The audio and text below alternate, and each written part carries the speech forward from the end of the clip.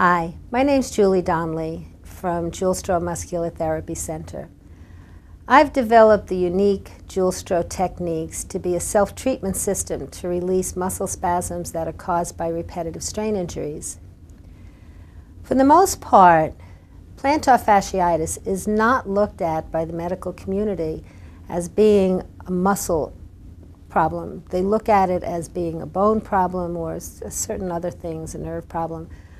But rarely is it looked at as being a muscle problem. A physical therapist named Mo had contacted me. She didn't live in the state where I was living at the time. She lived elsewhere. And she worked at a very major rehabilitation hospital in her city.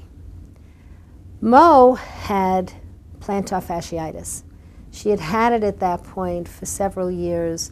She had gotten to a point where the only shoes that she could wear without pain were her running shoes, which is fine if you're running or even at work.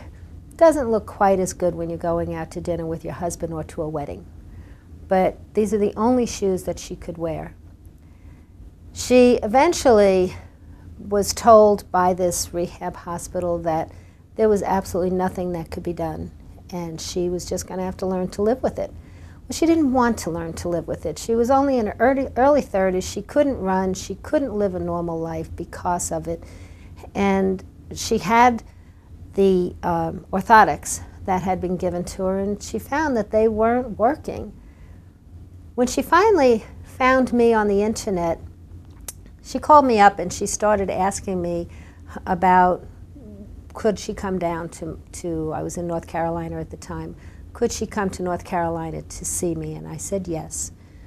When she came, we started talking about what was going on. When I saw that she was really understanding it, and most people, it gets a little complicated, but with Maureen, I could see that she was really understanding all of the muscles, what they do, why they do it. And she looked at me and she said, "Julie, that is so logical. It's just so logical."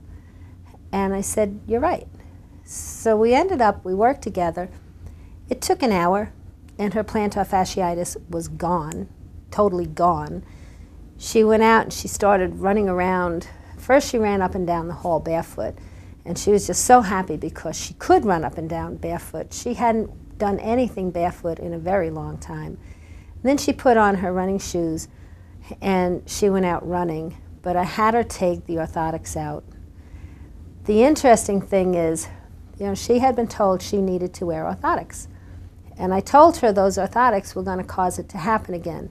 But the doctors had told her to use orthotics, so after she left my office, she put the orthotics back in and went to the airport and flew back to her home city. By the time she got back to her house, sure enough, it was all back again. So she took her shoes off and she started doing the self-treatments that I taught her, and it went away again.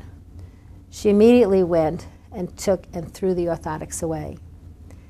Orthotics are necessary sometimes for various purposes, but I've come to find in working with thousands and thousands of athletes that in many cases they are not needed for plantar fasciitis. So let's talk about the muscles that cause plantar fasciitis and why they can lift up your foot, making it appear that you need orthotics.